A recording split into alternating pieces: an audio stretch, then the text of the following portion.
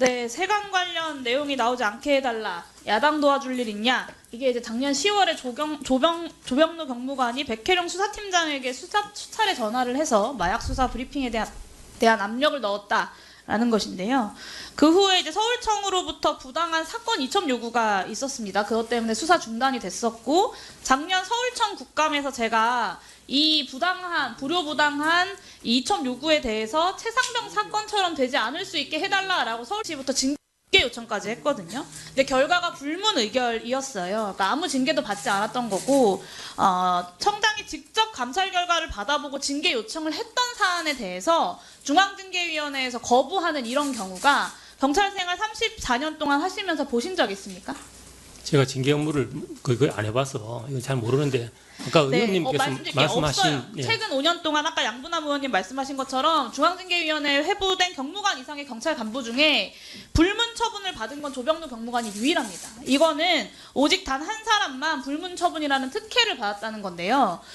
더군다나 이 건은요, 불문이 불가능한 사안입니다. 경찰관 공무원 행동강령 13조의 3 보시면 이렇게 감경이 이 조항에 해당하는 사안은 감경이 불가능하다고 되어 있습니다. 지위에서 유래되는 사실상 영향력을 행사하여 권리를 부당하게 제한하는 행위를 해서는 안 되고, 이런 행위를 했을 경우에는 징계의 감경이 불가능하다라고 법령에 명시되어 있어요. 그러면 최소한 감경 없이 견책 처분을 받았어야 하는 사안인데 불문이라는 것을 받았단 말입니다.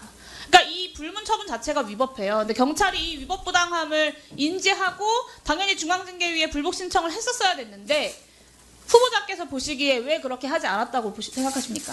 그러니까 그 경찰청장께서 보고를 받으시고 여러 가지를 종합해서 아마 결론을 내렸었을 겁니다. 근데 그런데 불문 처분을 하지 않았어요. 이거 되게 납득이 안 가는 부분인데, 불문 처분에 대한 불복 신청은 하지 않았지만 윤희근 경찰청장이 그냥 넘어갈 수 없어서 경고 처분을 합니다. 직권으로.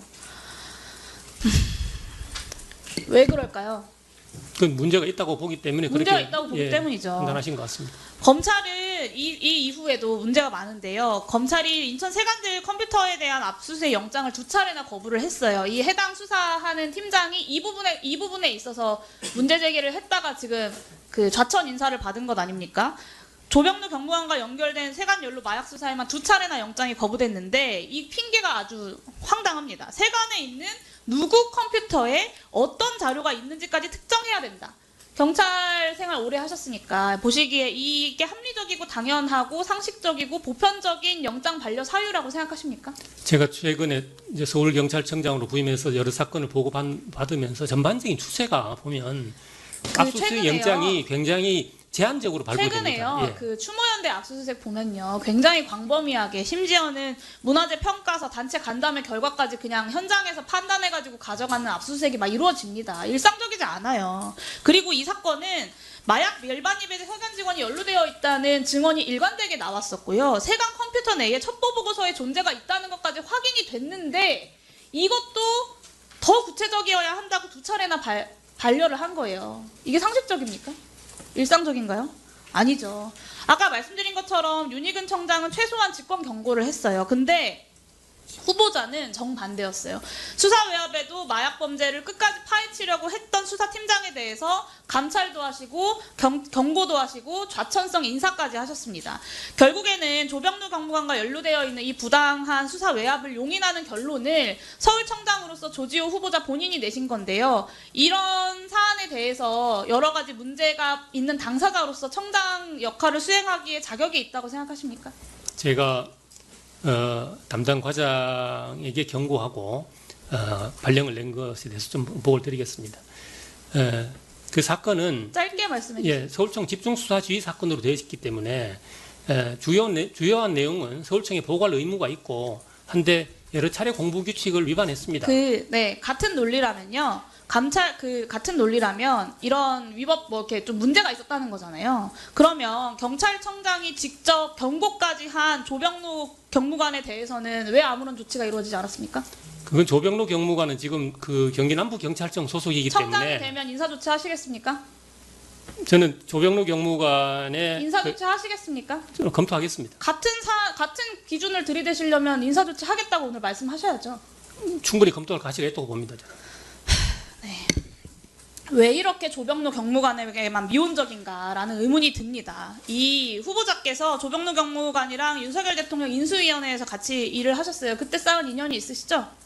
조병로 경무관은 그때 저희 팀이 전혀 아니었고 저는 조병로 경무관이 인수위에 잠깐 파견됐다는 사실을 파견 해제된 뒤에 알게 됐습니다. 그러면 잘 모르는 사이다라고 말씀하시는 전에 건가요? 경정 때 한번 같이 근무한 적이 있습니다.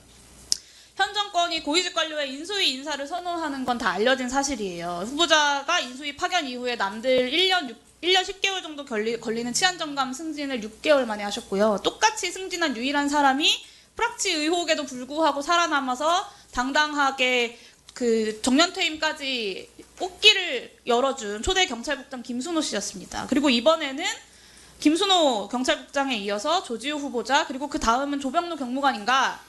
라는 의혹이 듭니다. 인수위원회에서 친윤사단으로 만난 인연으로 봐주기 인사가 지금 경찰 안에서 계속해서 이루어지고 있다는 의혹이 등장할 수밖에 없고요. 이정원 옥치록 들어보셨습니까, 후보자? 들어보지 않았습니다. 안 들어보셨습니까? 예. 경찰과 관련된 사안이 나왔는데 그 내용만 그 페이퍼로 보고받으면 조병로 경무관 별 2개 달아줄 것 같아 라는 말 보셨습니까? 이 내용은 보고를 받았습니다. 경찰청장의 의지도 묵살할 정도의 위력으로 중앙징계위와 검찰과 경찰까지 손발을 착착 맞춰왔고 심지어 그런 외부의 도이치모터스 주가 조작 의혹의 공범인 이종호 씨의 이런 인사 개입 의혹이 등장하고 있는 상황에 대해서 후보자는 어떻게 판단하십니까? 저는 직접 용산을 언급하면서 관세청 삭제를 지시했다. 영등포 서장이 이런 증언까지 나왔습니다. 조병로 경무관이 그 당시에 서울청 부장을 하다가 지안감 승진도 못하고 또 지방으로 그 하방 인사 됐는데 무슨 경위로 별 2개 달아줄 것 같아 이렇게 이야기했는지 모르지만 저것은 그 실제 일어난 일과는 정반대의 결과지 않습니까? 조사하셔야 되지 않겠습니까? 저는 조사가 필요하다고 생각하십니까? 수사가 필요한지 여부는 아마 관련된 내용이 그 백혜룡 과장이 공수처에 고발을 해서 공수처에서 지금 수사가 진행 중인 걸로 알고 있습니다. 마지막으로 정리만 하겠습니다. 이 사건이 최상병 사건을 연상시켜요. 제가 작년 서울청 국감에서도 최상병 사건처럼 되지 않게 해달라라고 말씀을 드렸던 건데 이종호 씨가 승진시키겠다고 인사 개입을 시도했다는 것도 똑같고요. 온갖 권력을 동원해서 그 인사를 지키려고 하고 있다는 것도 똑같고 용산이 개입했다는 의혹이 있다는 것도 똑같고 결과적으로 내부 고발을 했던 사람이 과천성 인사를 당한 것도 똑같습니다. 이종호 씨 그리고 이 경찰청장을 넘어설 수 있는 누군가가 군경에 대한 인사 개입으로 국정농단을 하고 있다라고 네, 정리해 주시기 바랍니다.